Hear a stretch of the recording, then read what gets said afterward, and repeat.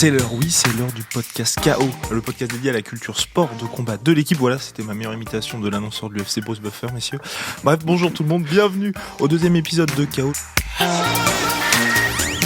Nous recevons ce mois-ci un grand monsieur du MMA français, Fernand Lopez, head coach du MMA Factory, général manager de l'équipe, mais aussi ancien combattant. Il entraîne des grands noms des sports de combat comme Francis Ngannou, Jérôme Le Banner, Yohan Coutelaba ou les frères Lapillus. Mais Fernand Lopez est aussi un dénicheur de talent. Bonjour Fernand. Bonjour à tous. Et toujours à la table, nos deux superbes journalistes de l'équipe, Alessandro Pizzus. Salut Guillaume. Et Jérôme Guillas. Bonjour Guillaume, bonjour Fernand. Bonjour à tous. Et je suis Guillaume Dussault, toujours ravi d'être ici avec vous pour participer à cette discussion. Donc le planning de ce mois-ci, l'Afrique à la conquête du MMA et focus sur Francis. Deuxième partie, on s'intéressera à la lutte à l'UFC, une domination finalement inéluctable. Et enfin, point sur Canelo Alvarez, a-t-il mis fin à la polémique avec sa victoire sur Daniel Jacobs?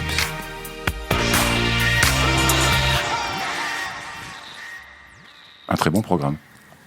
C'est parti, donc l'Afrique à la conquête du MMA, l'émergence d'un nouveau continent, point d'interrogation, et point donc sur Francis Ngannou. Aujourd'hui, on a déjà deux champions, Kamaru Usman, qui est né au Nigeria, vit aux États-Unis, bilan de 15-1, 14 victoires consécutives, dont 10 à l'UFC, champion depuis sa victoire contre Tyron Woodley à l'UFC 235 en mars 2019.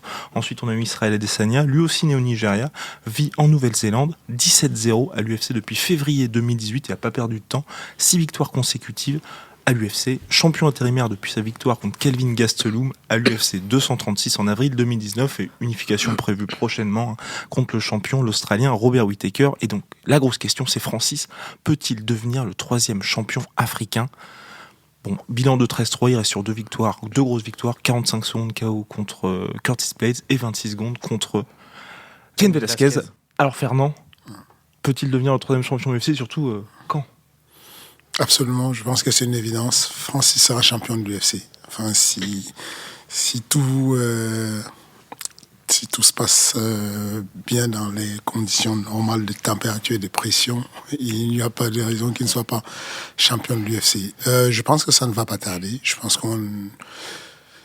que Francis est à deux combats, un à trois combats de la ceinture. Je pense que les choses se resserrent et qu'il n'y a pas 15 000 personnes dans la catégorie. Et puis il y a des surprises tout le temps. On pensait que Brock Lesnar était encore dans la course. Il est sorti de la course. Donc du coup, ça laisse un peu de place. Et tout peut se passer très rapidement.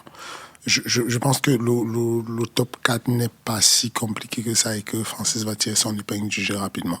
Donc en janvier 2018, Francis avait eu son premier title shot. Là, il est revenu avec 2 victoires consécutives. Alessandro, tu penses que la route vers le titre va être assez compliquée ou finalement ça va aller? C'est toujours un peu compliqué la route vers le titre, mais c'est vrai que Francis a eu un premier combat pour le titre face à Stipe Miocic, qui a malheureusement perdu à la décision. Maintenant, il a une échéance là en juillet face à Junior Dos Santos, qui est quand même un combattant de renom, un très bon striker comme lui. Oui, je pense que Fernand a raison. Il est sûrement, de toute façon, il est classé numéro 2 dans la catégorie des poids lourds. Il y a Daniel Cormier qui est champion, il y a Stipe Miocic qui est l'ancien champion qui est classé numéro 1.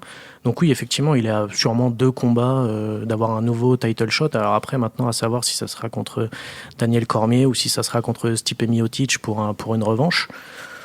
Ou quelqu'un d'autre. Ou quelqu'un d'autre. Oui, ou quelqu'un d'autre. Et donc là, parce que ça va vite. Et donc là, Francis revient début juillet pour l'UFC 239 contre Junior Dos Santos. Jérôme, comment est-ce que tu vois ce combat? Un combat a priori gagnable par Francis. Moi, je suis d'accord avec Fernand et Sandro. Je pense que c'est inéluctable. Il sera, si tout va bien, effectivement, dans les bonnes conditions, et on en reparlera peut-être, il sera champion des poids lourds de l'UFC. Dos Santos, c'est un des plus gros punch aussi. Il a quand même mis KO Derek Lewis presque facilement. Peut-être que Derek Lewis est en fin de course ou usé par un combat raté face à Cormier, je sais pas. Francis peut mettre KO n'importe qui. Et Dos Santos en particulier, puisque c'est son prochain combat. Il n'y a pas de souci à se faire. L'inconnu avec Francis, c'est un combat face à Miocic, avec un mec qui fait du lien près et qui attend que ça se passe parce qu'il vient de la lutte et qu'il est bon lutteur. Bon, et peut-être que Francis n'était pas prêt complètement dans sa tête à ce moment-là. Il l'a prouvé dans le le combat après face à Lewis d'ailleurs. Et Fernand, comment tu prépares ce combat-là? Parce que Junior Dos Santos, qui est donc peut-être le meilleur boxeur de la catégorie heavyweight de l'UFC. Comment je le pas son prépare? game plan. Non, la première des choses, c'est que c'est pas moi qui le prépare, le combat. D'accord, il s'était entraîné il y a quelques temps, même à Factory. Là. Oui, il s'est entraîné il y a quelques temps, mais il va faire sa préparation à Las Vegas. Uniquement à Las Vegas, parce que là, il était... C'est une info. Oui, c'est une info, effectivement. Donc, c'est une info, c'est un scoop. Mais voilà, il va faire sa préparation exclusivement à Las Vegas parce qu'il y vit, parce qu'il se sent bien aux États-Unis et que voilà, c'est ça le choix principal. Et donc du coup, je ne me prépare pas. Je pense que je vais le commenter comme vous aussi en disant que il va le battre où on ne l'attend pas. Je pense qu'il va le battre avec la lutte. Je pense qu'il va battre Dos Santos. Je pense que il pourrait le battre, il pourrait le mettre KO. Mais je pense que si jamais ça se complique ou que Dos Santos fuit beaucoup le combat, ou même que Dos Santos essaye de l'amener au sol, il va se faire contrer. Et Francis a beaucoup plus de masse que Dos Santos, beaucoup plus de force que Dos Santos. Et je pense que... on sait que ce sont des poids lourds, qu'à tout moment ça peut tomber, mais les probabilités que Francis perde ce combat c'est mince quand même. Enfin, les outils qu'a Dos Santos pour battre Francis sont très réduits par rapport à la panoplie de possibilités de soumission, de takedown, de dirty boxing, de tout. Voilà, je pense que l'étape d'après va être compliquée, mais là tout de suite, c'est le style un peu de Francis, mais en moins puissant. Ouais, si Francis est d'accord pour accepter de prendre quelques coups, ce qu'il n'avait pas voulu faire face à Derek Lewis, je pense qu'il n'y aura pas trop de soucis pour Francis. En plus, il a le menton pour le faire. Il faut juste qu'il en soit convaincu. Non, exactement. Et puis, même pour Junior Dos Santos, qui est un pur striker, un peu comme Francis, qui conne fort.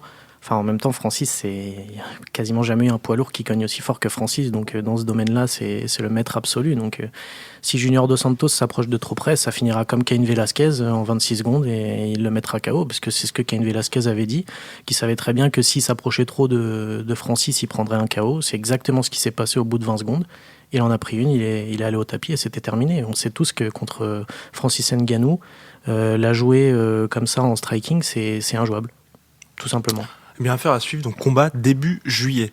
Là, on va rapidement revenir donc sur les sacs d'Adesanya et Kamaru Usman. Est-ce que toi, Fernand Lopez, qui regarde tous les événements UFC, peu importe les heures, peu importe les endroits où sont les combats, qu'as-tu pensé de ces victoires et est-ce que ça t'inspire dans, on va dire, ta manière de dénicher des nouveaux talents? Absolument. Absolument. Je me fais un devoir, ça se voit que je suis un petit espionné, mais voilà. Je me fais un devoir, c'est pas que hobby, c'est pas que par plaisir, mais je me fais un devoir de rester dans le game en regardant tous les événements de façon à ce que je puisse comprendre le mouvement géopolitique, que je puisse comprendre les athlètes les plus intéressants et que je puisse surtout capter les facteurs de performance. Et Adesanya, il est très inspirant dans le sens où en termes de management, c'est le plus court chemin pour arriver à la ceinture. On a quelqu'un qui arrive avec un très haut niveau de striking, mais qui a l'habilité naturelle de refuser d'aller au sol quand il ne veut pas aller au sol, ou du moins de se relever rapidement, qui a une bonne gestion de l'interdistance entre son adversaire et lui. Pour moi, en tant qu'entraîneur, ça m'inspire beaucoup. En tant que manager, ça m'inspire beaucoup et ça me rassure par rapport à certains athlètes que j'ai recrutés en ce moment, notamment Cyril Gane, qui a ce genre de profil. Il est un peu plus lourd parce qu'il est poids lourd, mais il a le même profil que d'ailleurs Israël. Il a été lourd aussi en pied-point quand il a fait du pied-point. Mais voilà, Cyril a ce profil-là de quelqu'un très compliqué à mener au sol, avec des changements de direction, avec une bonne gestion de l'interdistance, et qui est un virtuose du pied-point. Et pour Kamaru Usman? Kamaru Usman, c'est pareil, sauf que le chemin, il a été un peu plus long pour Kamaru Usman parce que la promotion, l'autant que Ali se réveille, le manager, et capte qu'il faudrait pousser un peu du crash talk, parler un peu plus et qu'il obtienne des bons combats. Il a eu du mal et pourtant il est super solide depuis très longtemps. Ousmane, il est prêt depuis. Et non, c'est génial et ça ramène, en même temps ça tombe à point nommé parce que l'UFC a décidé de tourner tous ses fusils vers l'Afrique. Parce que le marché de l'Asie est super intéressant, beaucoup peuplé, mais la Chine n'ouvre pas trop les portes, c'est compliqué politiquement, alors que l'Afrique est super consommateur, ouvert, et il y a juste un ADN de folie là-bas. Donc, ouais, je pense que les deux sont exemplaires dans ce qui est de la progression sportive, mais aussi de la progression dans la vision générale de l'évolution du MMA. Alors Jérôme, là aujourd'hui on a Francis, Israël Adesanya, Kamaru Usman. Est-ce que ce sont les arbres finalement qui cachent la forêt? Parce que la grosse question c'est quelle perspective pour l'Afrique? Est-ce que le continent va vraiment partir à la conquête du MMA? En Afrique, tout reste à faire, à la fois au niveau des champions et surtout des structures, où il n'y a quasiment rien en Afrique. Il y a Francis Ngannou qui a ouvert un gymnase à Battier avec sa fondation. Oui, pour répondre à ta question, Guillaume, ce sont les arbres qui cachent la forêt, voire le désert. Et si on regarde de plus près, Kamaru Usman, lui, il a émigré aux États-Unis à 8 ans. Il a été formé par la lutte américaine. Adesanya, il a émigré en Nouvelle-Zélande à 13 ans. Donc c'est pas des purs produits africains dans leur sport. Ils ont profité, ils ont utilisé les moyens qui étaient à leur disposition aux États-Unis et en Nouvelle-Zélande. Francis Ngannou, lui, il est arrivé en France à 26 ans, et il a dit d'ailleurs dans l'équipe qu'il était un pur produit du MMA français. Donc, s'il y a un vrai Africain, que ce soit pas mal perçu, un Africain à l'UFC, c'est Francis Ngannou. Donc oui, il n'y a pas... On regarde dans les top 15 de toutes les catégories à l'UFC, il n'y a pas d'Africain à part ces trois messieurs. C'est vrai qu'on a dans le top 15 finalement il y a pas tellement de combattants africains, mais c'est vrai que la grande force c'est que il y en a 3, mais il y en a 2 qui sont déjà champions. Francis, on l'a dit, le sera probablement un jour. Ça fait quand même un bon ratio. Ils sont 3, mais ils sont tous les 3 tout en haut des catégories. Donc oui. Puis en plus on l'a pas évoqué, mais Fernand l'a évoqué un petit peu, mais c'est vrai qu'Israël Adesanya apporte un vent de fraîcheur incroyable dans tout l'UFC, parce que c'est un showman fabuleux. Puis il a un sacré CV, parce qu'il a été champion du Glory quand même. C'est quand même une super référence.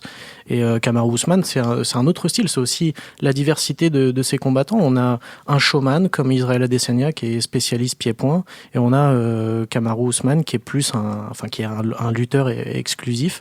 Voilà, c'est aussi la richesse des combattants africains qu'on voit en ce moment. Alors, il n'y en a pas beaucoup, mais ils sont super bien placés. Complètement. Question pour Fernand Lopez. Quels pays ont les moyens et les infrastructures pour sortir des champions aujourd'hui en Afrique? Principalement l'Afrique du Sud. L'Afrique du Sud est super bien placée pour sortir des champions, même s'ils n'en ont pas beaucoup. Mais il y a une immigration sportive venue des autres pays d'Afrique, Cameroun, Côte d'Ivoire, Congo, Nigeria, l'Angola. Ce sont les pays forts qui se déplacent vers là. Il y a une grosse communauté aujourd'hui autour de l'UFC en Afrique du Sud, des personnes qui vivent. Moi, je reçois une tonne de messages d'athlètes africains qui souhaitent rentrer au Management Factory, qui pensent que je serai un magicien, que je peux faire des choses impossibles. mais voilà. Mais c'est un peu plus compliqué que ça. Mais en tout cas, il y a un gros potentiel de certains pays africains sur ce qui est comme je dis, la génétique. Mais ceux qui ont les moyens, l'infrastructure, c'est l'Afrique du Sud pour le moment. Il n'y a pas... Voilà quoi, à part l'Afrique du Sud, après l'Afrique du Sud, il faut passer en Europe, ou alors il faut que des choses arrivent, comme on parlait de Francis Ngannou qui a ouvert une salle de sport, qu'il y ait d'autres personnes qui fassent de même et qui poussent à développer la structure sur place pour qu'il y ait non seulement du matériel, mais c'est pas ce dont l'Afrique a le plus besoin, c'est des connaissances autour du sport, des connaissances sur l'entraînement. Il y a encore quelques années, je m'entraînais avec l'équipe nationale du Cameroun de lutte et les connaissances.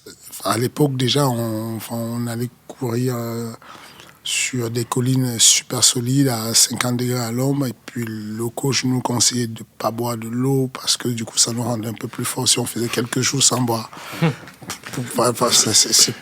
Voilà. Donc du coup, la connaissance est ce qui manquera le plus, ce qui pourrait faire pencher la balance. C'est pour ça que je m'investis beaucoup sur ce qui est sur le MMA africain, en tout cas, sur ce qui est de la connaissance. Je fais un pont entre l'IMAF et puis les pays africains. Je les aide à se positionner j'aide les pays à sélectionner les organismes qui pourraient être les interlocuteurs avec l'IMAF qui est la Fédération internationale des MMA amateurs. Et puis j'apporte de la connaissance comme je peux, former à distance ou présentiellement quand je peux, des personnes qui sont des entraîneurs, qui ont le potentiel d'être unificateurs, fédérateurs et qui ont des capacités cognitives à comprendre la logique pour pouvoir s'entraîner en préservant l'intégrité physique des athlètes. Et quelles seraient potentiellement les prochaines pépites du MMA africain? Parce qu'on sait que tu entraînes Riss Lenzouak qui faisait partie de l'équipe olympique de judo marocaine. Donc là, est-ce que tu as déjà repéré quelques prochains talents?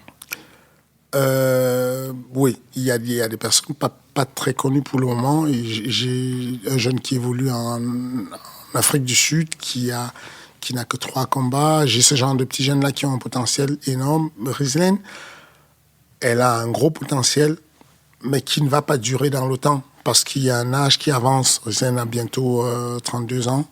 Et donc, c'est plus jeune.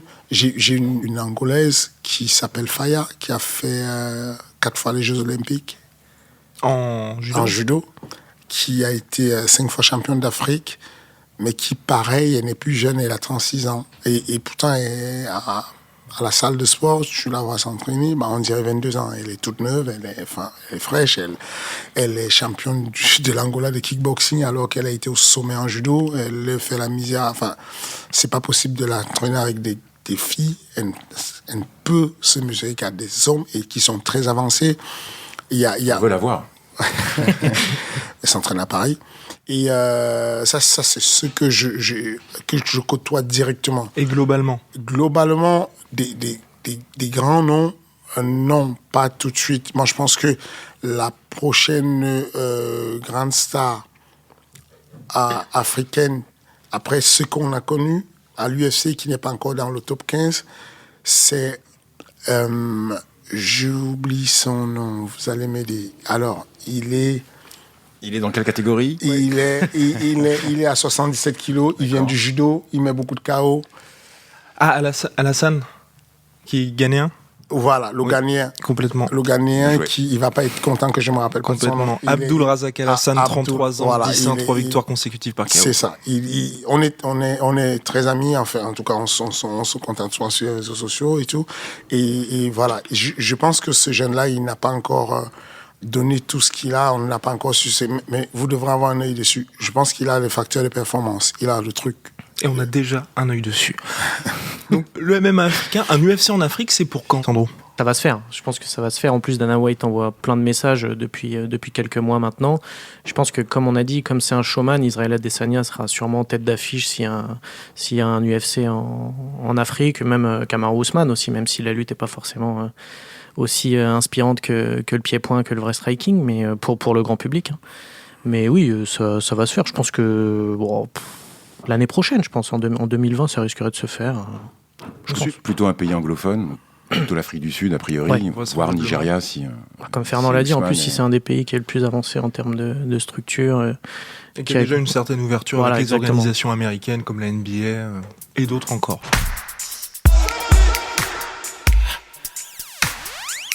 Maintenant, on va passer à la lutte. On va avoir besoin des conseils de Fernand Lopez techniques.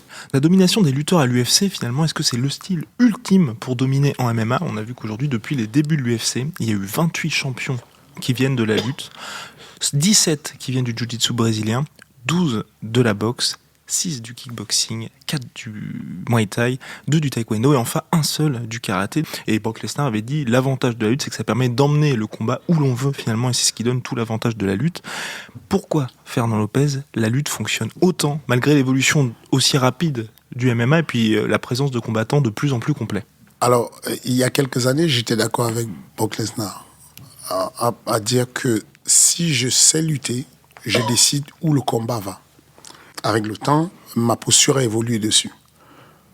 Je pense que ce qui fait plus la force de la lutte aujourd'hui, c'est parce que la lutte est un sport dur. La lutte, c'est vraiment... Si on devait faire un classement des sports où on souffre le plus pour arriver au haut niveau, il y a une pénibilité sur la lutte qui est très complexe. C'est le sport qui devient le plus dégoûtant au monde quand on a fait un certain nombre de temps. C'est vraiment dur tous les jours de s'entraîner au quotidien et de lutter au quotidien. Je pense que cette dureté au mal pousse les athlètes à être prêts à certaines phases, le cutting, les moments très difficiles où on est sur... Parce que, mine de rien, qu'on soit striker ou pas, prenons le cas d'Adesanya, le combat, quand il s'est passé, au final, il se passe sur... Quand il a rencontré Kelvin Gastelum. Voilà, le dernier combat, voilà. Vous avez vu des phases de scramble. Beaucoup de retournements de situation sur des phases de lutte et de sol. Ces phases-là sont des phases où psychologiquement et physiquement, celui qui a fait de la lutte est préparé à souffrir, à galérer avec des grippes, des trucs qui sont compliqués, qui sont pénibles pour le corps.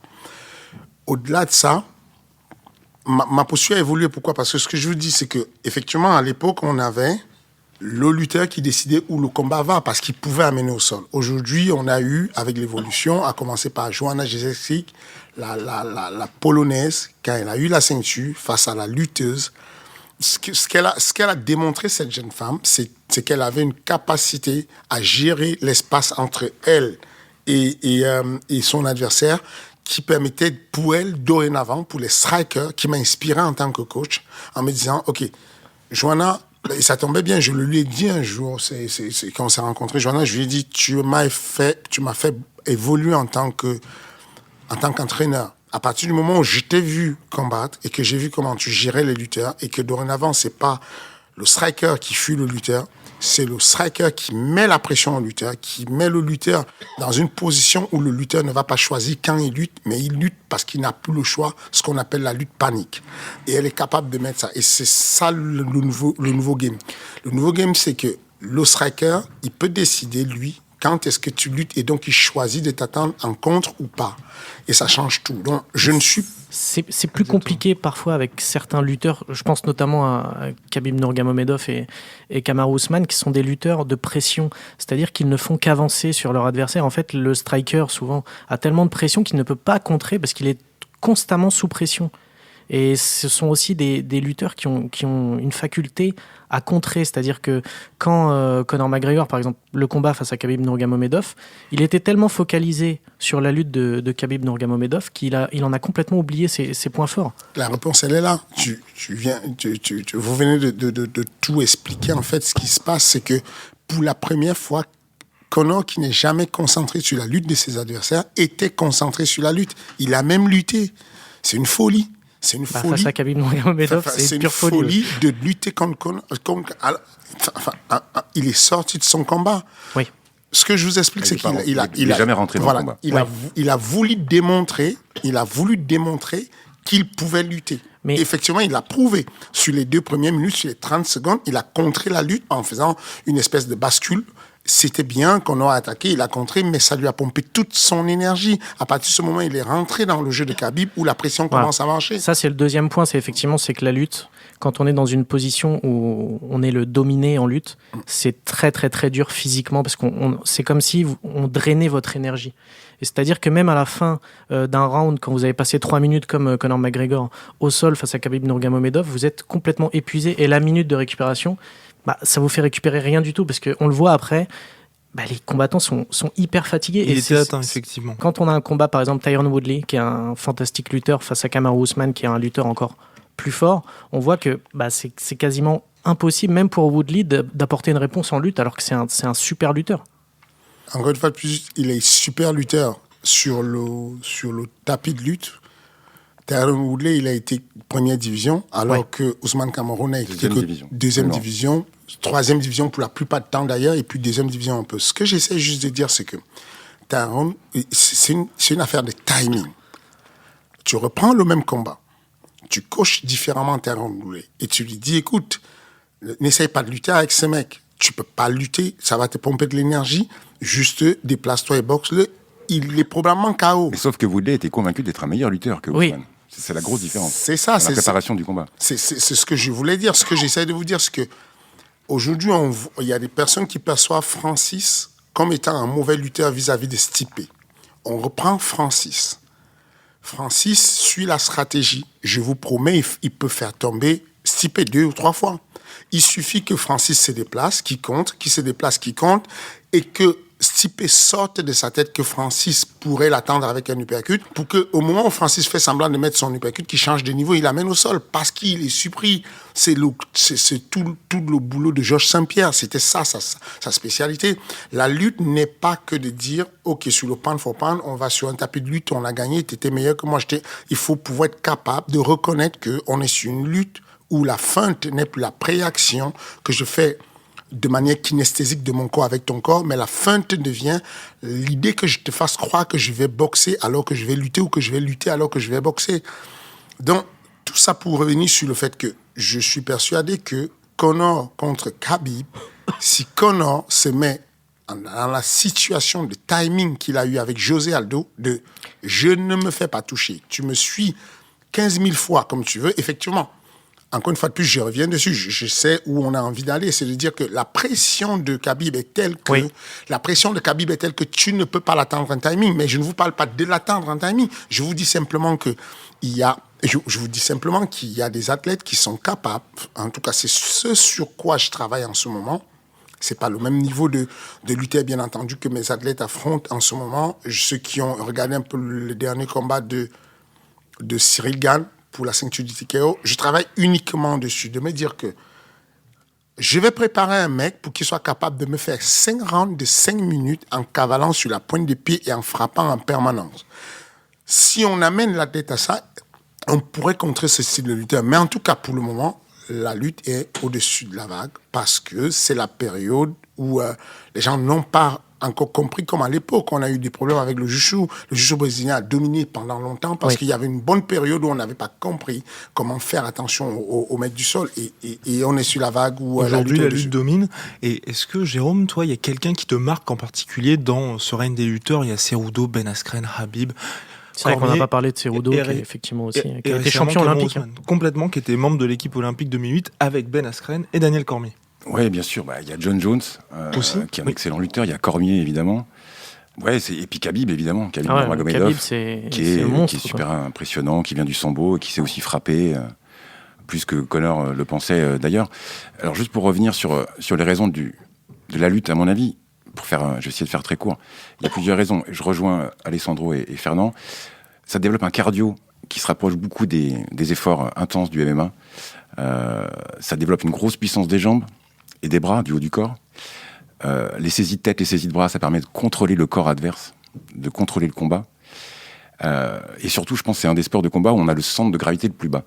Du coup, on est très difficile à amener au sol.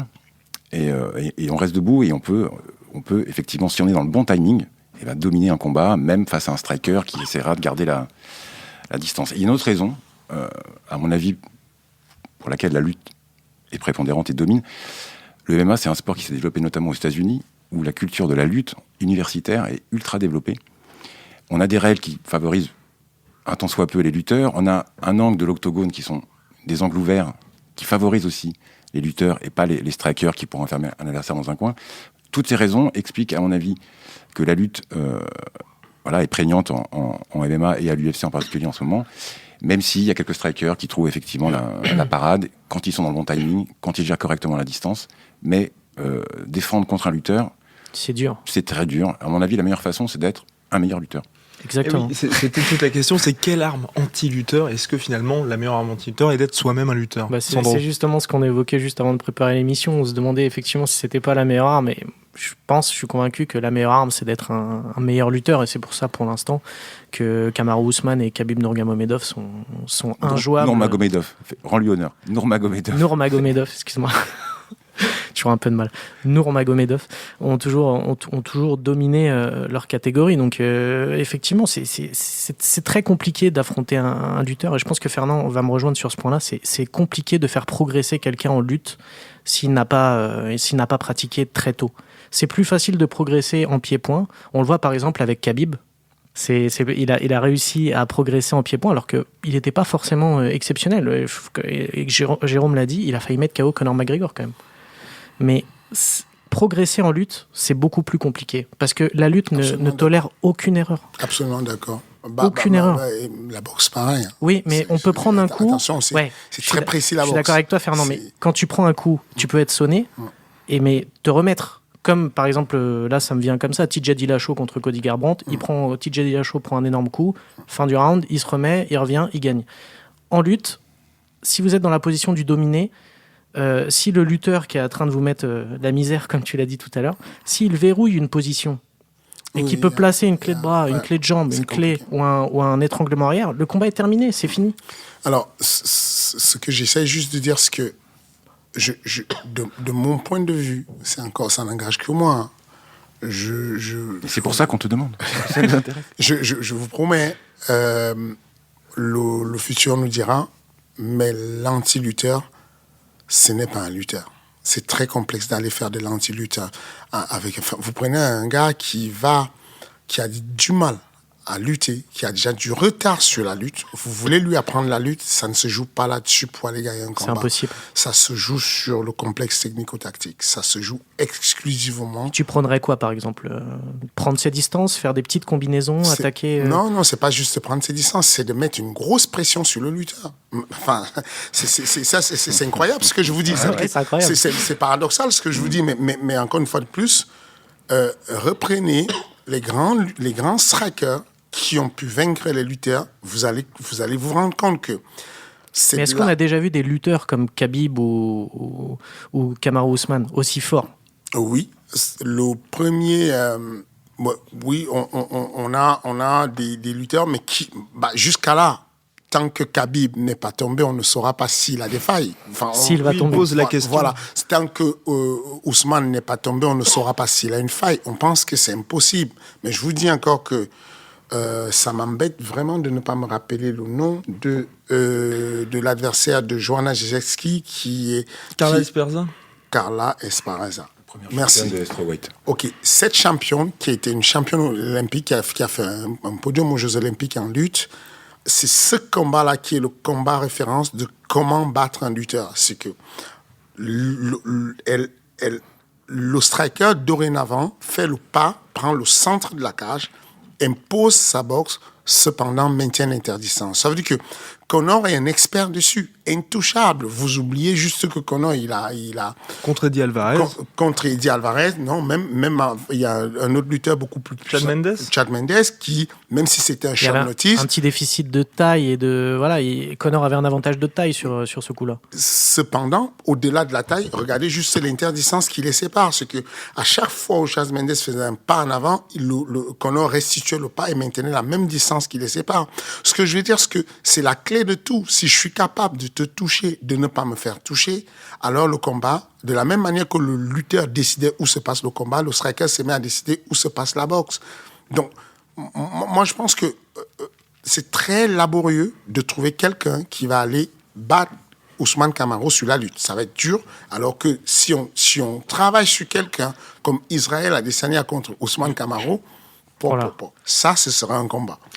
On va suivre ça avec attention, Jérôme. Ouais, je pense que la domination de la lutte ou un profil de lutteur va se terminer pour la simple raison que le MMA est un sport jeune, que les champions actuels ont tous une spécialité avant d'avoir fait du MMA et de le développer. Il y a des jeunes de 20 ans, de 15 ans qui pratiquent, qui sont MMA 100%. Ils n'ont pas de profil, d'autres background avant, pas de lutte.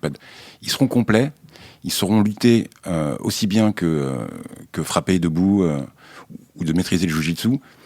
Voilà, je pense que dans un avenir assez proche, il y aura plus ce débat de quel est le profil le plus dominant. Ça sera un vrai profil de MMA. Il y en a quelques-uns qui sont déjà dans cette optique-là. Je sais que je ressasse avec ça, mais John Jones, pour moi, voilà, il sait gérer toutes les phases. Il a montré qu'il avait aussi un menton. Et en lutte, voilà, il est quasiment intouchable, en striking aussi.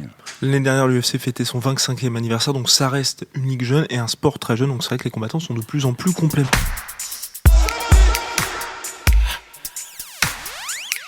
Maintenant, on va passer à la boxe et donc Canelo Alvarez. La machine à cash a-t-elle mis fin aux polémiques? Et donc, pour rappel, Canelo Alvarez, c'est Saul Alvarez, mexicain, bilan de 52 victoires, une défaite, 2 matchs nuls, contrat de 5 ans, 365 millions de dollars signé avec DAZN, la plateforme de streaming. Les polémiques, donc c'est notamment contre, puisqu'il est managé par Oscar de la Hoya, le promoteur, et Golden Boy Promotion. Exactement, Jérôme. Donc il y a eu ce premier combat contre Floyd Mayweather qui était un choc. Floyd Mayweather l'avait emporté par décision partagée après quand même avoir fait une petite masterclass contre Canelo. Masterclass totale. Et dernièrement, donc il y a eu ces 2 chocs contre Triple G, donc Gennady Golovkin. Le premier s'était soldé par un match nul, alors que vraisemblablement Golovkin avait tout fait pour l'emporter. Largement. Et la deuxième, c'est une victoire par décision de notre ami Canelo. Donc là, il s'est imposé très récemment, donc il y a quelques semaines, contre Daniel Jacobs, le 3e homme de la catégorie middleweight. Donc pour vous, est-ce qu'il a mis fin aux polémiques, Sandro? Je t'en prie. Ouais, j'y vais. Bonne chance. Non. Il a mis fin aux polémiques. Oui, son combat face à Jacobs était effectivement, il l'a dominé. Il y a rien à dire sur ça. Il a été effectivement très bon. Techniquement, on sait que Canelo c'est un super boxeur. On remet pas ça en doute évidemment, mais c'est effectivement pas forcément le. Je pense pas qu'il ait mis fin aux polémiques pour le moment, parce que ça se joue ailleurs. Ce qu'on lui reproche, c'est que déjà ses 30 premiers combats, c'est quand même des combats face à des seconds couteaux qu'on connaissait quasiment pas. Ça fait quand même 2/3 de son palmarès. Et après, je suis désolé, mais après, je dis pas que c'est un mauvais boxeur, attention, je l'aime beaucoup même. Mais voilà, contre Golovkin, je suis désolé, mais jamais. Enfin, je veux dire, le premier en égalité, enfin, je veux dire, c'est ridicule. Et contre Mayweather, il y a quand même un juge qui lui a donné match nul. Enfin, je veux dire, quand on voit les 12 rounds, enfin, je veux dire, il y a aucune discussion possible. Mayweather l'a surpassé dans tous les domaines. C'est vrai que c'est sa seule défaite chez les pros, mais voilà, contre Golovkin, il devait au moins en perdre 1, voire 2. Ouais, Alvarez, il a 28 ans, voilà, 53 combats, c'est pas mal. Il a beaucoup boxé contre pas toujours des. C'est vrai qu'il a commencé à 15 ans. Ouais, complètement. C'est vrai. Voilà. Après, la polémique, je pense qu'elle s'est éteinte quand il a signé son contrat avec DAZN. Voilà, c'est le sportif le mieux payé au monde. 11 combats sur 5 ans, il faut les faire. Là, il a gagné contre Jacobs, il n'y a pas de problème. Voilà. On a l'impression qu'on lui impose des adversaires toujours. Alors, une fois de temps en temps, on lui propose un vrai Cador, enfin, ce qui ressemble à un Cador, et puis après, on le fait boxer contre un boxeur beaucoup moins fort. C'est ça qui me dérange un peu avec Canelo. Ouais, c'est aussi comme ça que la boxe fonctionne, mais. Face à Golovkin, voilà, le premier combat est certainement pas nul et le deuxième, c'est toujours discutable aussi. Ouais, c'est très discutable. Et Fernand Lopez, toi qui suis également la boxe, maintenant après cette victoire contre Jacob, est-ce qu'il y a un adversaire que tu aimerais le voir affronter Canelo? Moi, je pense juste que Canelo, les sous ne devraient pas décider de qui est le pound of pound. Je ne suis pas d'accord. Je pense que je le mets 4e. Je pense que pour moi, Lomachenko est 3e. Je pense que Crawford, je le vois 1er. Je pense que Terence, Errol. Enfin, voilà quoi. Il y a des jeunes qui. Voilà. Je ne le vois pas aussi. C'est un très bon boxeur, mais je le place 4e. Je le mets dans le top 5, mais je ne le mets pas comme le top 5. Je suis assez d'accord avec Fernand. Mais je mettrais Lomachenko 1. Personnellement. Non, c'est trop tôt. Et vous voulez le voir affronter quelqu'un en particulier, Canelo, pour la suite? Les champions d'au-dessus ou d'en dessous. On a Callum Smith qui peut accrocher, Anthony Dirrell ou sinon Julian Williams. Moi, j'aimerais bien le revoir combattre Golovkin, mais dans un combat, on va dire. En terrain neutre. Un dernier. Ça suffit. J'aime bien les trilogies. Moi aussi. Petit dernier. Je pensais que Triple G, ça pourrait faire un bon combat. Mais un vrai combat, quoi. Enfin, sans scandale. Sans discussion possible après, quoi. Qui gagne ou qui perde, peu importe. Ça risque d'être assez compliqué. Pour ma part, j'aimerais bien voir une montée de Terence Crawford qui, lui, a vaincu et ça serait magnifique. Un premier au pound for pound. Mais voilà, le mec, il a 34 victoires, il a 25 par KO, il déchire tout. Il n'a pas de point faible, surtout. C'est impressionnant. Et il est aussi américain, donc c'est vrai que potentiellement, il n'y aurait pas tous ces problèmes qu'il y a avec les décisions pour les combats précédents de Canelo. Ouais, après, Canelo est quand même si Crawford est américain, c'est quand même la cash machine, comme on l'appelle, et c'est le chouchou du public. Donc il y aura toujours un petit peu de contre un américain ou pas. Il aura toujours. Puis d'ailleurs, c'est souvent quand il combat à Las Vegas qu'il y a des petits soucis de favoritisme, on va dire. On n'en dira pas plus là-dessus. Eh bien, messieurs, Fernand, immense merci d'avoir été présent pour le 2e numéro de KO. Merci Fernand. Merci à vous Merci, tous, Fernand. à ceux qui nous écoutent et puis continuez à faire ce que vous faites. Merci. Merci Jérôme, merci Sandro. Merci Guillaume. Et puis merci à l'équipe pour ce podcast. Donc en ligne sur l'équipe.fr, sur toutes les plateformes audio, Apple Podcast, Google Podcast. Merci à tous et puis à la prochaine. Ciao. Ciao.